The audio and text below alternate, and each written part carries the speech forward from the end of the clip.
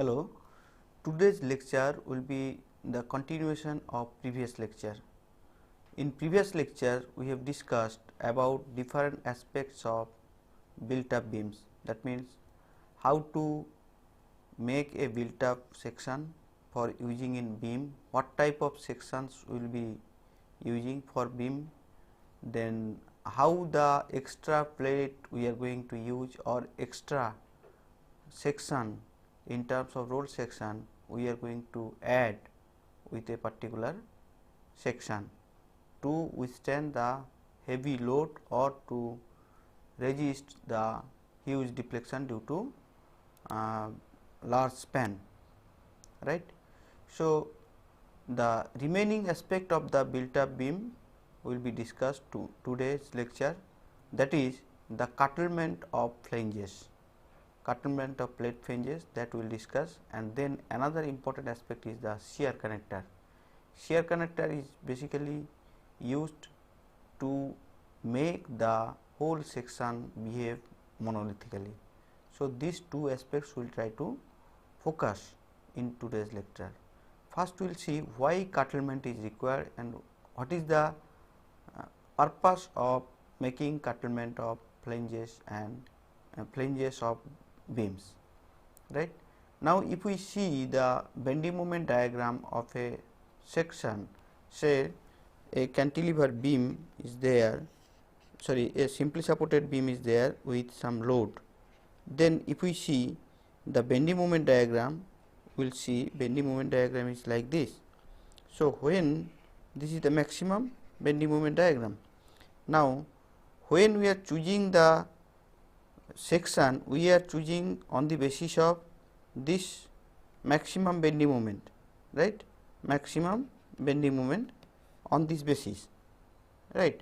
Now, say suppose if we see here, we will see the bending moment is less, but why unnecessarily we will put the same large section throughout the span of the beam.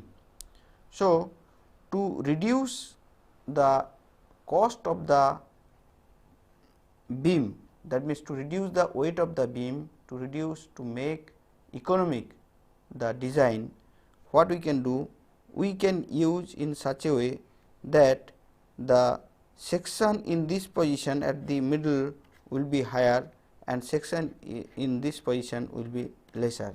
How can we make it?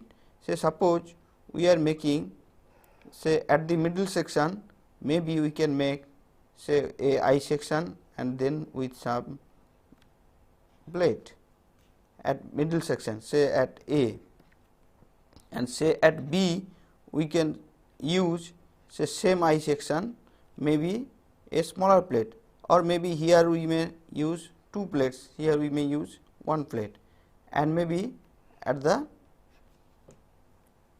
end means here we may use only this one. That means, as moment is going to say this is M1, this is M2, as moment is going to reduce at different places. So, considering maximum bending moment, if we choose the section throughout the length of the beam, then definitely it will not be economic. So, to make economy, what we can do, we can choose different section at different position. So, how we can do it?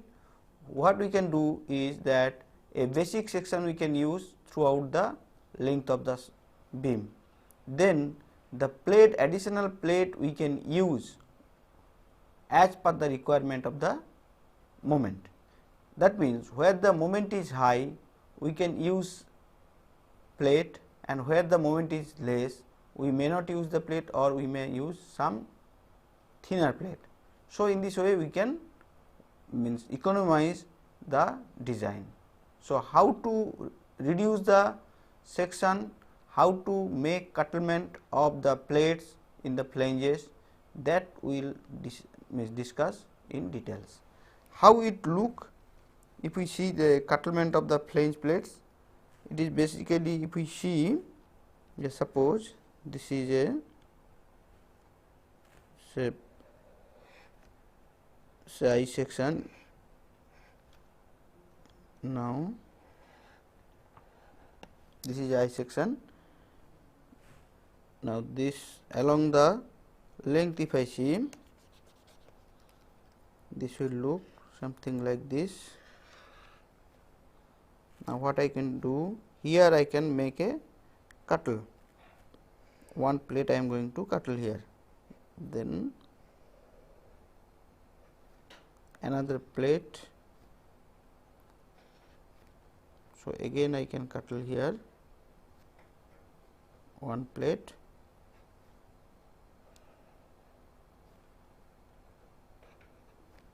right. So in this way, say different plates I am going to cuttle, right.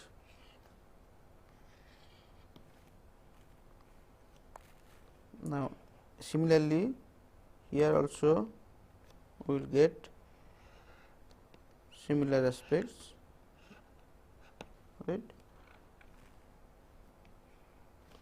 So in this way, that means one plate, that is I section, and another plate is given from here and another plate is given from here as the moment is increasing towards span. So in this way we can introduce some plate. That means along the span, if I see, say this is the span, say suppose like this it is, then as bending moment is developing like this, so the section modulus will be required more here and less towards this. So what we can do, generally first plate we used to provide throughout the span, then again we can reduce the span at say suppose here, that means here bending moment is little less, so we can make it.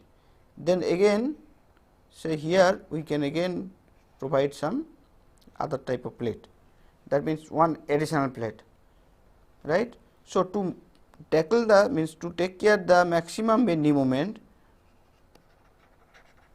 so these 1, 2, 3 plates are providing, but after certain distance away from the mid span, so as bending moment is going to reduce, so we are cutting down the plate. So this plate only we are making up to this, and then second plate we are making up to this, and the third plate we are making up to this. So the maximum section we are going to get in the middle, because the maximum bending moment in this particular case is coming at the mid span, right.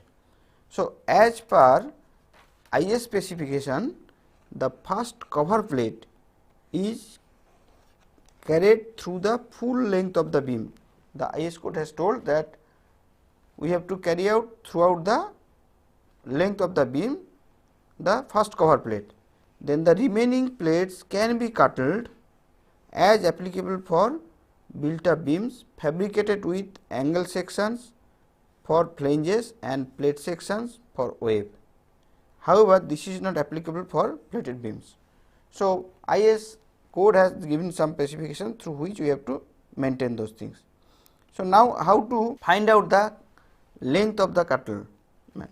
So let us see, say if this is a span, now if we see the bending moment, so this is bending moment, right. So this is the maximum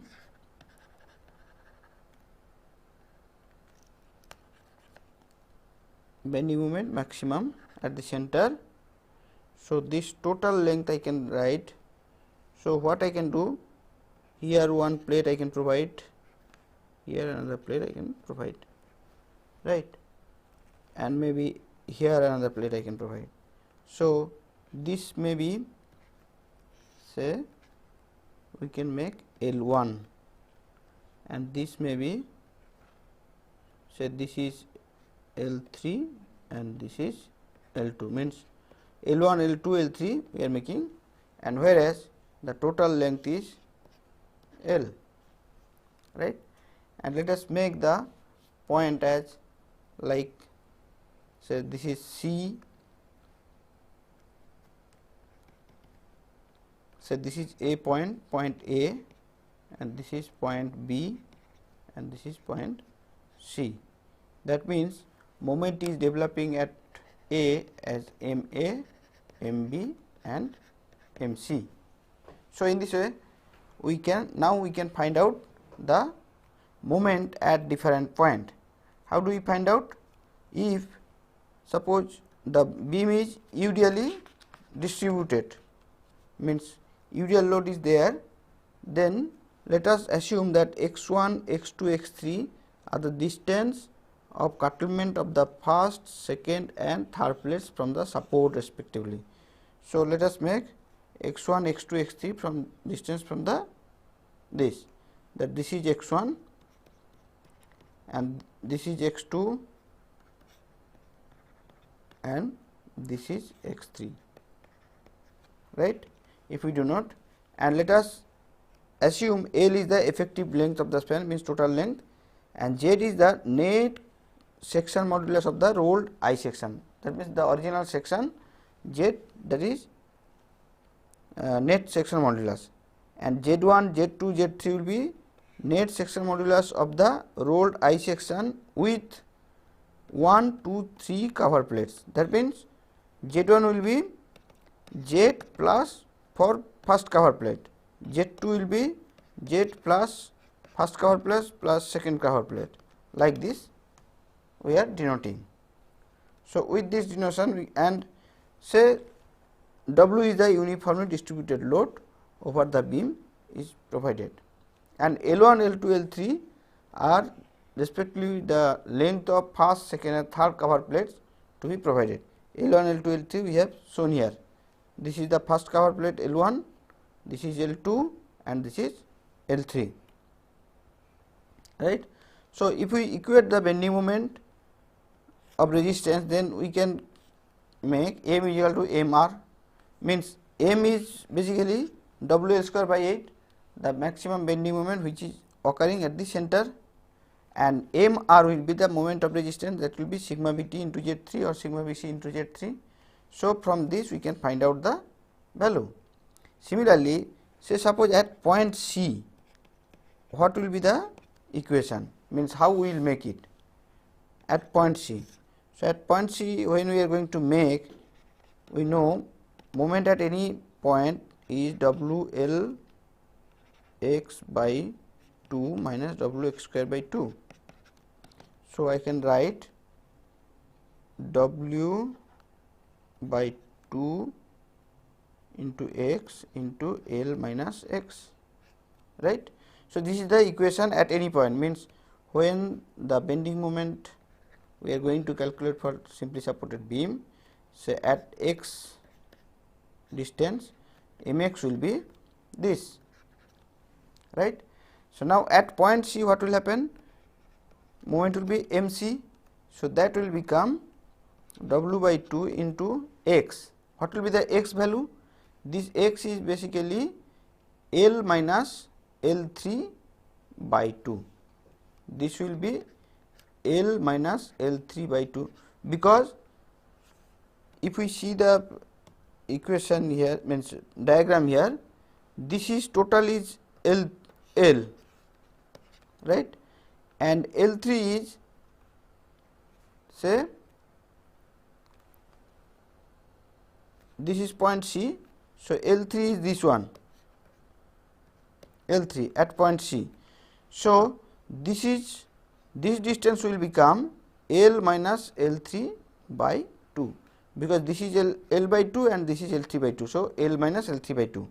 So, from this we can find out MC is equal to L minus L3 by 2, this is x, into L minus x, means L minus L3 by 2.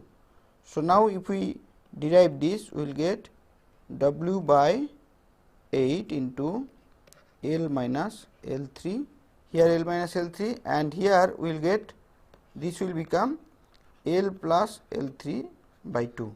So, L square minus L3 square by 2. So, this is coming 8. So, finally, MC will become W by 8 into L square minus L3 square. right. So, MC we can find out.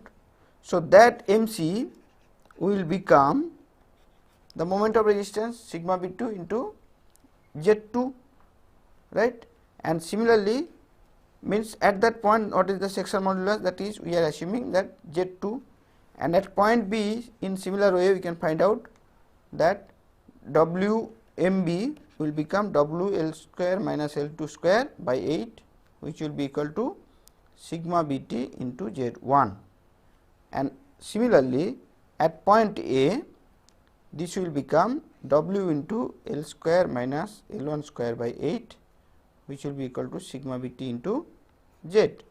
So, these are the equations we have, and now if we equate, say equations 1 where this is given WL square by 8 equal to this, and equation 2 this one, if we make, means if we equate sigma BT, because sigma BT is same, then we can find out this equation, right.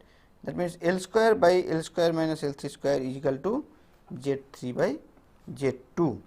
So, in this way we can find out the relation, or from this equation we can find out L3 is equal to L into Z3 minus Z2 by Z3 square root of. See, from this I can find out the value of L3. If we derive this equation, this L square by L square minus L3 square is equal to Z3 by Z2, from this I can find out L3, right, which we have derived as like this: L3 is equal to L into square root of Z3 minus Z2 by Z3, right. Similarly, L2 we can find out L into Z3 minus Z1 by Z3, and L1 is equal to L into Z3 minus Z by Z3, right. So, the curtailment length L1, L2, L3, the length of the plate can be decided from these equations, which is on the basis of the section modulus. What are the total section modulus? What is the required section modulus at different places? We can find out, that is Z1, Z2, Z3 from the moment point of view, because we know moment at every point, and that is moment is we can know from the equations, and Z1, Z2, Z3 will be simply M1 by sigma BT, M2 by sigma BT, and M3 by sigma BT or sigma BC. So, from there I can find out the Z1, Z2, Z3 value, and we know total length L. So, the moment we know Z1, Z2, Z3 value, we can find out the value of L1, L2, L3, the length of different plate added in the section, right. So, additional length is required for coupled plates after the cutoff points. It is assumed that the plates carry the stresses right up to the theoretical cutoff points, theoretically up to the cutoff points. This stress at the coupled section is transferred by means of connections that provide shear strength equal to the allowable tension or compression in the plate. This is important, which you should note. This stress, I am repeating once again, this stress at the coupled section is transferred by means of connections and provides shear strength equal to the allowable tension or compression in the plate, right. So, in this way we can decide. Now, the things which have been decided for designing aspects of, for designing of beam, means built up beam, now we can summarize. Say design procedure of built up beams. First step, we can see that we have to calculate the expected loads coming on the beam. Then in step 2, calculate maximum bending moment and shear force in beam. And next step is the trial section modulus for the beam is computed. That means first we will find out the required section modulus, which will be M by sigma BC or sigma BT. Now, why we are telling trial? Because if the section is unrestrained laterally, then we do not know what is the permissible bending stress in compression, that means sigma BC. So, we have to assume some sigma BC value, then we have to find out some approximate section modulus. After that, we have to go for the actual one, that is why it is told trial, means by iteration method, by iterative way we have to find out the actual section. So, to start with, what we can do, we can find out the section modulus required with an assumption that the assumptions of sigma BC in case of unrested beam. However, for rested beam, as we know, sigma BC is equal to sigma BT is equal to 0.66 Fy. So, we can find out the Z required directly. In next step, a suitable section is chosen furnishing maximum section modulus. The remaining section modulus is computed by introducing additional plates using the formula AP is equal to ZP by D. In last lecture, we have seen how to find out AP. AP means area of plate, additional plate, which will be ZP by D. Now, another thing we have to remember is that for unsymmetrical built up section, means suppose sometimes we are providing only say one plate at the top. So, in this case unsymmetrical built up section. So, in this case it is from experience it is seen that the area has to increase slightly. That means, the area required whatever it is coming will provide little higher side, and in general 20% extra additional area we are providing in case of unsymmetrical section, right. So, for unsymmetric built up section, the area may increase slightly and maybe 20% more than that the symmetrical one. That means, AP will become 1.2 of ZP by D, 1.2 of ZP by D, right. Next, what we will do? Next, we will go for step 5, where it is told that the width and thickness of the various flange plates is calculated. So, the moment we get the value of the area of the plate, now we can find out the width and thickness. But how do we find out width and thickness? What will be the width? Because one is dependent on another, so each other is dependent. So, now we have to see the codal provision. In code, certain provisions are given which we have discussed.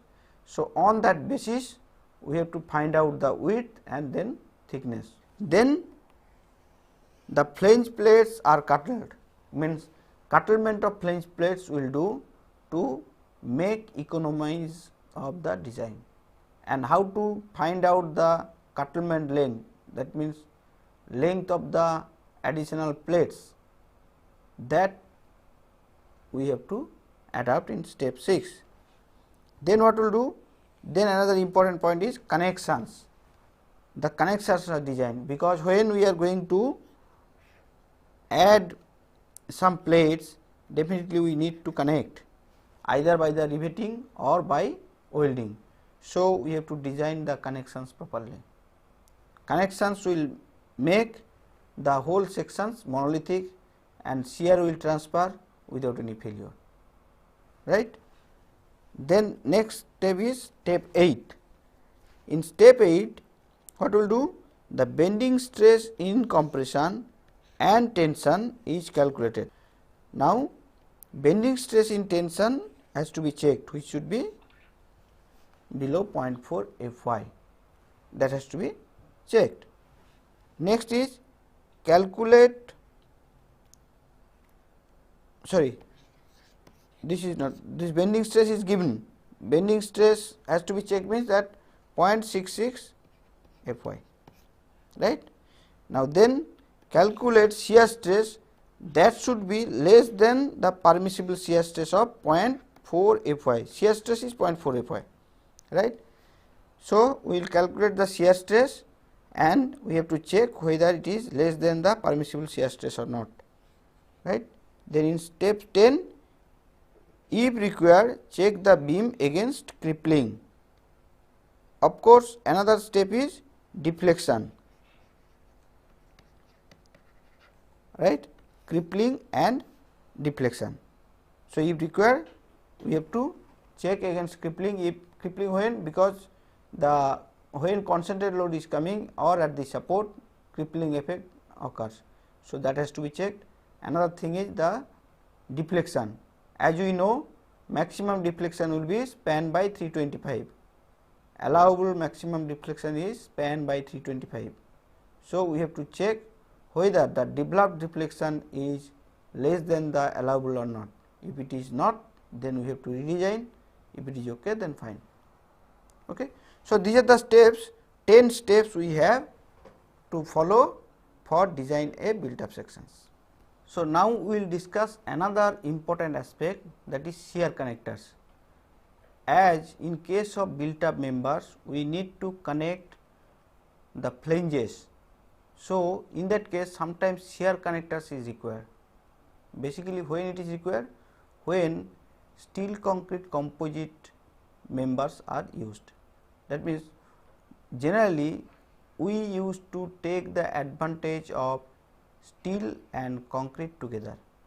As we know, concrete is strong enough under compression, whereas steel is strong enough under tension, and concrete cannot take tension much, means negligible tension it can carry. So, taking the advantage of both the material, we can make use a beam in such a way that where the compression stress due to bending will develop, there we will provide concrete, and where the tensile stress will develop, there we will provide steel. So, in that way we can make use of steel concrete composite. So, the built up section whatever we are discussing, one is only steel we are going to use, another is we can make use of concrete as well as steel, steel in the tensile part and concrete in the compression part. So, to make the joint monolithically, to make the section monolithically, mechanical device which is called the shear connector is required to join those things. It not only interact between the concrete and steel to make monolithic, but also transfer the shear from one to another properly, right. So, how does it look? First let us see. Say this is a steel beam, I beam, right,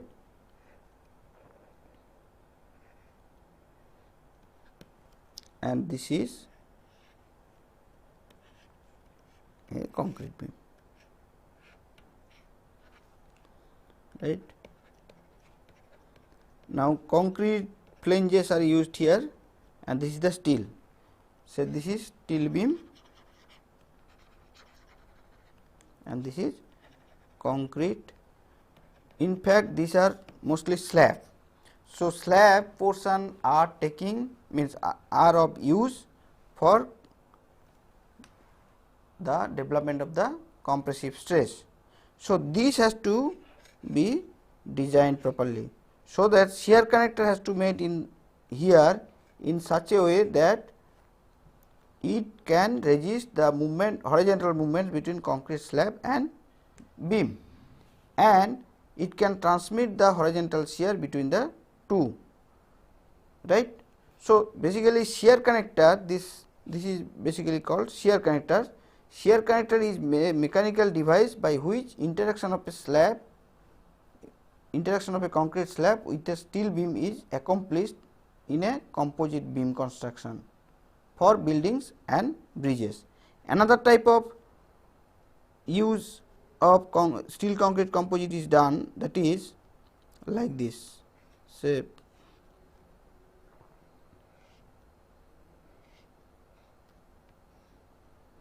so this is the steel beam,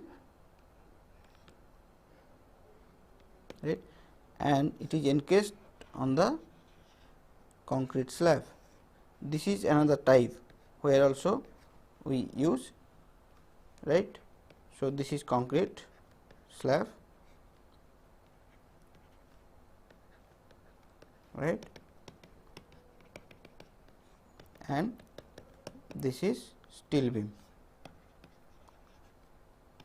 Different type of arrangement has their own advantages and disadvantages. On the basis of requirement, we have to choose a particular type of arrangement, right. Now, if we see the steel concrete composite design, there are two codes we used to follow, which you can note down. One is that IS 11384 1985, IS 11384 1985, Code of Practice for Composite Construction in Structural Steel and Concrete. This is one, right.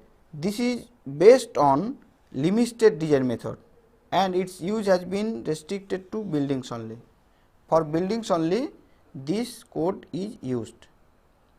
Another code we use for steel concrete composite design, that is IRC 22 1986, IRC 22 1986.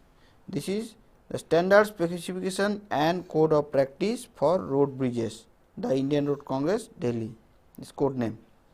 This code is based on working stress method, and it is applicable for road bridges. So, one code is specialist for, means applied for road bridges, another code is for buildings. The first code, that is IS 11384, is based on limit-state design method, and the code IRC 22 1986 is based on working stress design method. So, design philosophy is completely different. So, when you are going for design of a bridge, you have to consider accordingly, and when you are going for design of a building, steel building, you have to design accordingly, right. Now, what are the reason of shear connectors use? Why you are going to use the shear connectors? Mainly, this is because the shear connectors allow the concrete slab to become a part of compression flange of the girder, forming a composite element having greater strength and rigidity. As we know, the compressive strength of concrete is very high. So, if we can use as a compression flange the slab of the concrete, if we can use as a compression flange, then we can take the advantage of the property of the concrete, right. Another is they transfer the longitudinal shear from the concrete to the steel and hold the concrete from uplifting. So, the use of shear connectors plays an important role here, that is the shear connectors transfer the longitudinal shear from the concrete to the steel and hold the concrete from uplifting, right. So, these are the two things. Another point is there, that is use of shear connector allow the steel beams to be laterally supported. This is also very important. When we are going to use concrete with the steel beam, then automatically it is doing as a laterally supported, it is acting as a laterally supported beam. So, in case of laterally supported beam, we know the allowable compressive stress in compression in the steel is 165 for Fy 250, that is 0.66 Fy, that means the highest strength, right. But if it is unrestrained, if it is unsupported laterally, then this allowable compressive stress in bending in steel will be less than 0.66 Fy, and it depends on other factor, and we know how to calculate those things. So, this is another advantage of using concrete as a compression flange, right. Now, shear connectors are to be designed to cater for integral action of the composite structure at all load conditions on the following basis. So, shear connector has to be designed to cater integral action basically, that is transmission of longitudinal shear along the contact surface without slip. Transmission of longitudinal shear along the contact surface without slip. Another is prevention of vertical separation of the in situ RC slab from the prefabricated structural beam. Right. Now, what are the type of shear connectors? As you know, there are three type of shear connectors we used to make use in the construction, that is, one is rigid type, another is flexible type, and then bond type. So, rigid type, flexible type, and bond type. In case of rigid type, generally short length of bars, angles, tees, channels welded to the girder flange, deriving their resistance to horizontal shear from the bearing pressure of concrete. And in case of flexible type, it is generally starts deriving resistance through their bending. And bond type means in the form of vertical or inclined mild steel bars or spirals are used. So, three type of shear connectors we make use. One is this is typical rigid connection with anchorage device to hold down the concrete slab against uplift. So, this is one case, right. You see, this is the elevation of when this is a plan with T section shear connector, then this will be the elevation. If we use channel section as a shear connector, then it will look like this, and again we make use built up section, then it may look like this. So, these are some typical rigid connectors. These are some rigid connectors, right. Another is flexible connectors. Flexible connectors look like this. In fact, these pictures you will get in the code from where I have taken. So, you can use, means you can have a look in the code to see in details, right. This is the another type, that inclined mild steel bars welded, means this is bond type, right. This is a bond type things. Here it is helical connectors. Okay. So, now we will see the design requirements of the shear connector. Shear connectors transmit horizontal shear forces from the slab into the beam, making both the beam and slab act in unity. In addition, they provide anchorage for the slab, thus preventing any tendency for separation of the slab from the beam. So, our design requirement is to be in such a way that it should not, means it should act as a monolithically and should not have any separation. And design has been done on the basis of some assumptions. Assumptions means we have made some simplification for the simple calculation, means for the easy calculation we have made some assumptions. Okay. One is the strain distribution is linear over the depth of the member. Then the beam and slab do not become separated vertically at any point along the beam, right. So, when the slab is there and beam is there, means if this is the section and this is the concrete, then there should not be any separation. So, we have to make in such a way that beam and slab do not become separated. The slip of the shear connector is directly proportional to the load on the connection, and the concrete slab is continuously connected throughout the entire length of the beam. So, these are the assumptions on basis of which we will be going to design a shear connector. So, in shear connector, from the name itself we understand that shear force is going to develop. So, we have to take care of the shear forces. So, how the shear force is going to develop and how to resist the shear force, means how to tackle those things, that we will discuss now. That is, it comes basically the horizontal shear force. Now, for elastic design, the horizontal shear force can be written in this way that we have seen earlier, right. VQ by IB, this is means per unit length if we make, where let me show here, VH is the horizontal shear per unit length at the plane of contact of the RCC slab and flange. We know shear stress is VQ by IB, right. Now, VH is the horizontal shear per unit length, means VH is the tau into V, horizontal shear per unit length. So, when we are making tau into B, so what will happen? This VH will become V by I into Q, and Q is nothing but A into Y bar, area of the outer section and to its CG distance from the section. Okay.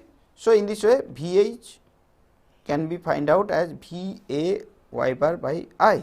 So, B is vertical shear force on the beam, and AY, as I was telling, AY bar the static moment of the transformed area on the slab side of contact surface about the neutral axis of the composite section.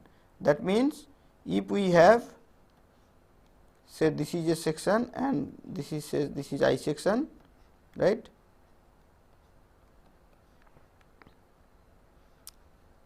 Right. Now, when we are going to find out shear stress here, how do we find out? We will find out area and then their CG from here, right.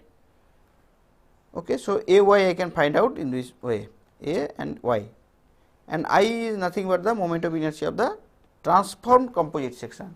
Remember, transformed composite section, why I am telling? Because it has some property, say concrete, and this is steel. So, when we are finding out the moment of inertia, we have to find out either in terms of steel or in terms of concrete. So, transformed moment of inertia we have to make. Now, allowable load. For rigid connectors, the allowable load can be found from this formula, that is Q is equal to FB into AB, where FB is the permissible bearing pressure on concrete. FB is permissible bearing pressure on concrete, and so in this way we can find out, and FB can be find out from this equation, that is 0.25 FCK into cube root of A by AB, where A is area to which bearing force is transmitted and is equal to B into Ts. So, A can be written as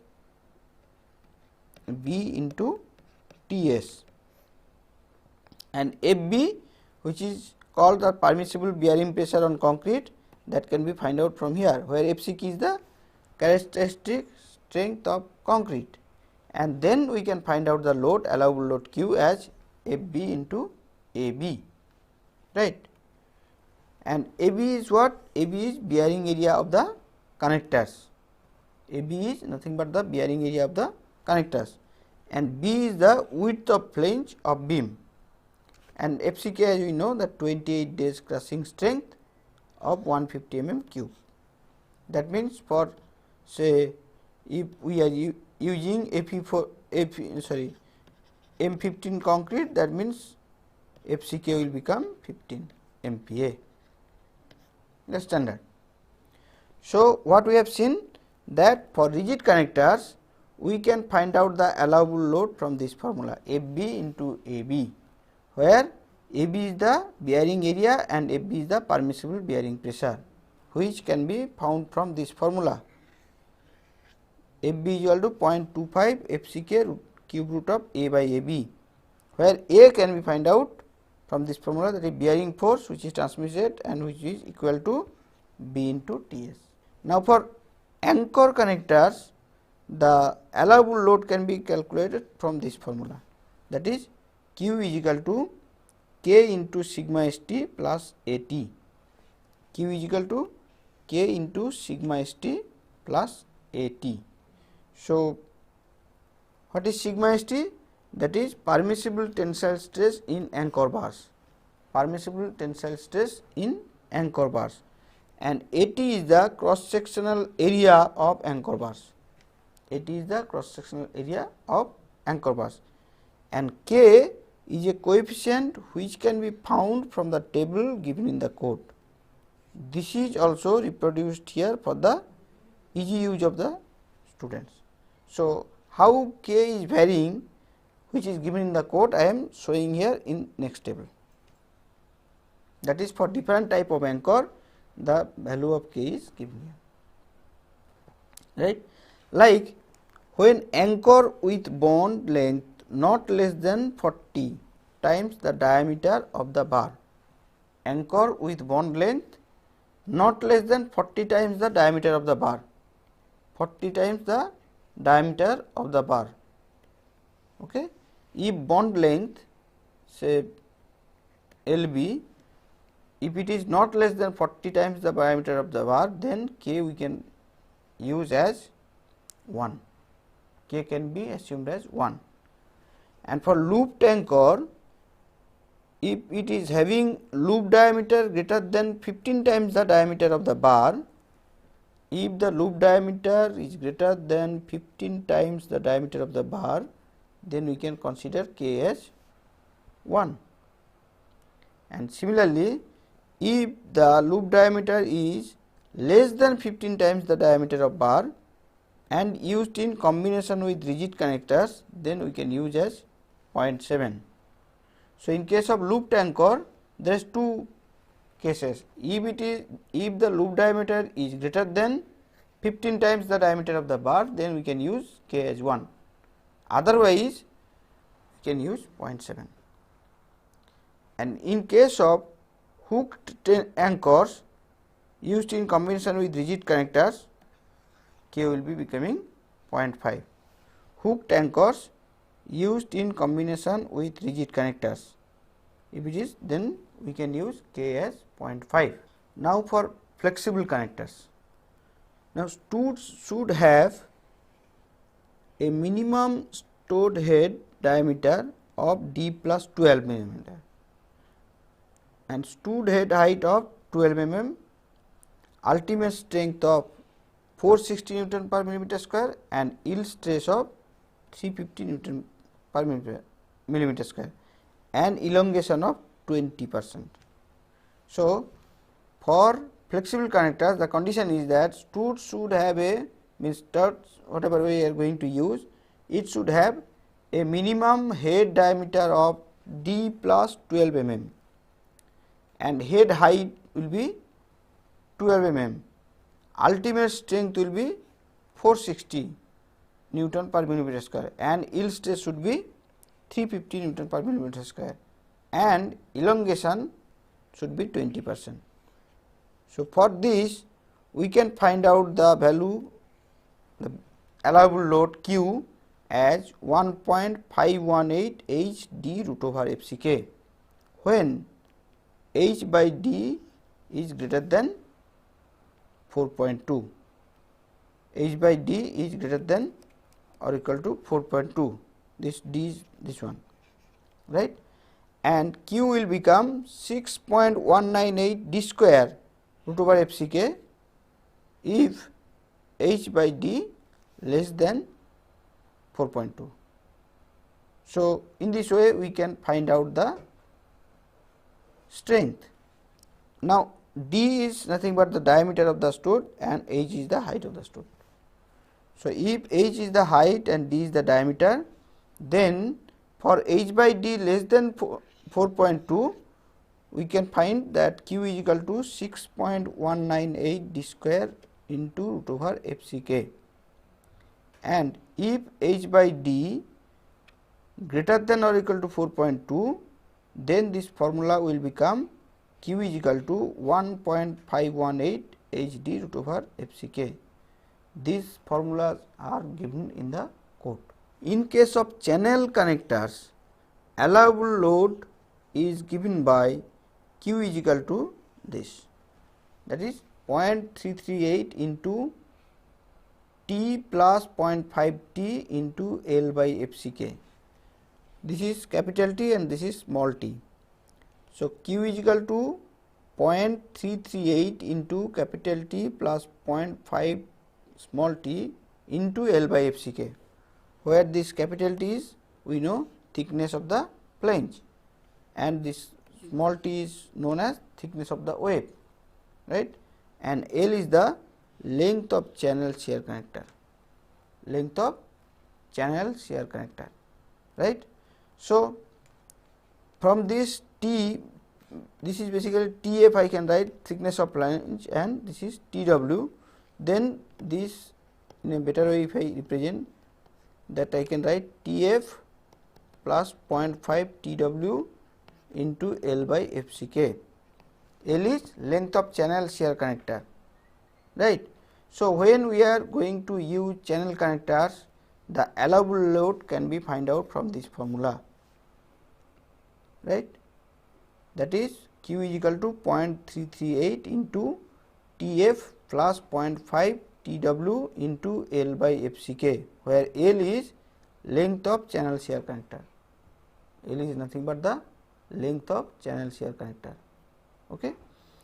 In case of spiral connectors, allowable load is given with this formula, that is Q is equal to 560 D into 4th root of FCK, where D is diameter of bar which is forming spiral. D is nothing but the diameter of the bar which is forming spiral. So, the allowable load in case of spiral connectors will become Q is equal to 560 D 4th root of FCK. Next, the spacing of shear connector.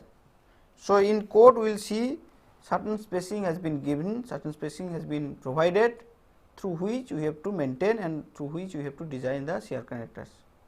So, in case of rigid connectors, it has the following specification has been given.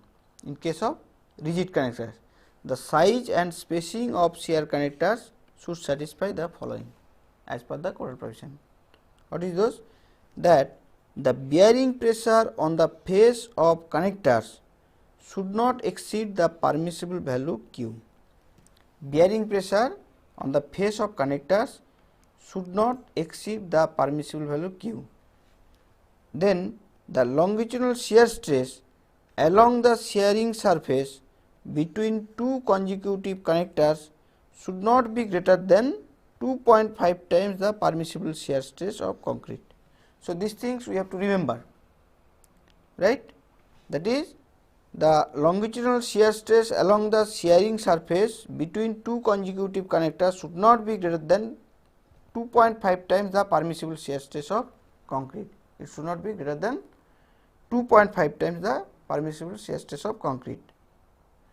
And above condition is satisfied if VH is written as 2.5 into BQ, where B is the width of rigid connector flange at the contact surface.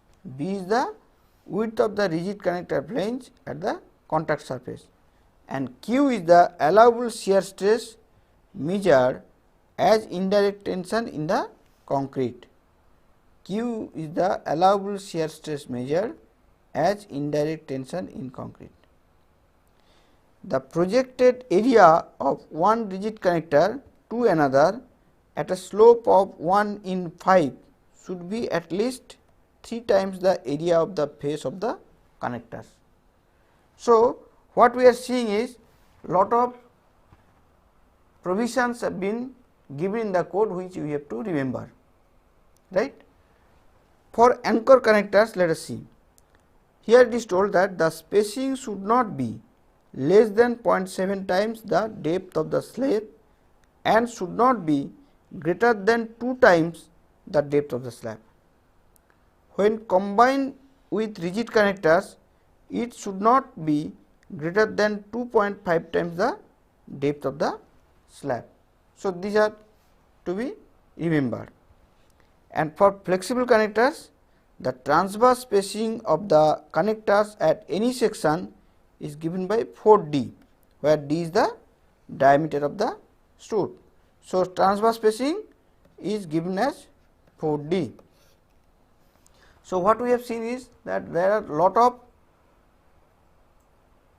provisions, means lot of codal provisions has been given, which we have to remember or we have to follow the code while designing a shear connector. Designing of shear connector is pretty easy if we have the code in front of us, because the provisions of code, the codal guidelines has to be remembered and has to be followed while going for design.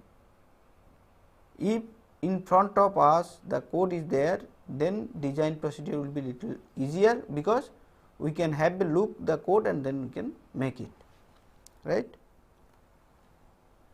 Next is effective width.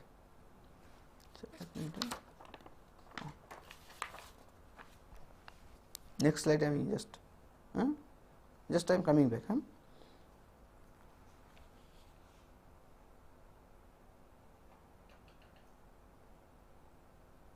Now, the effective width of concrete slab, that also codal provisions is there. The composite beam behaves as a T beam. As we know, composite beams behave as a T beam monolithically. The theoretical effective width of the flange is a function of span of the beam, Poisson's ratio and the shape of moment diagram. When slab is both sides on the beam, the effective width of concrete slab should be smallest of the following. This is also given in the code, which can be followed.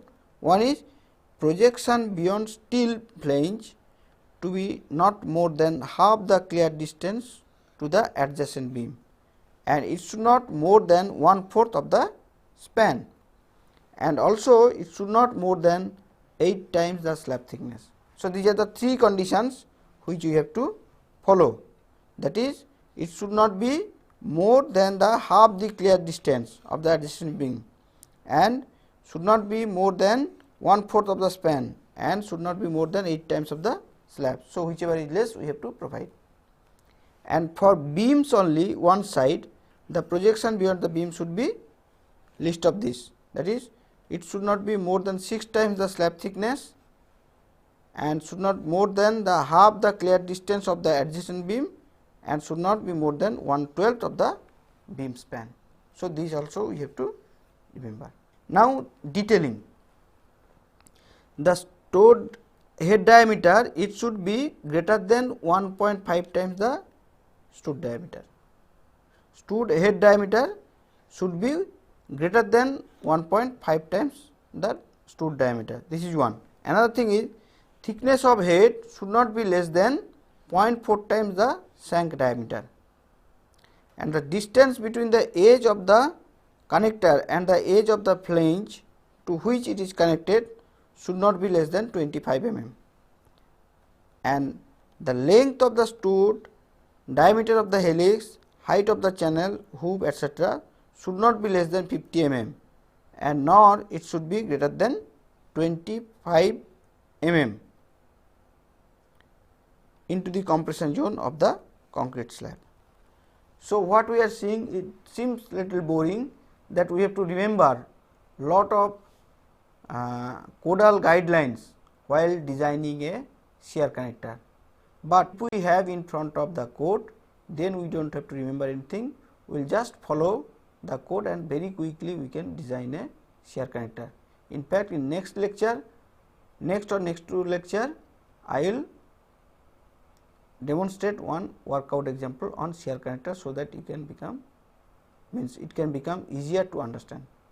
So, with this I like to conclude today. Thank you.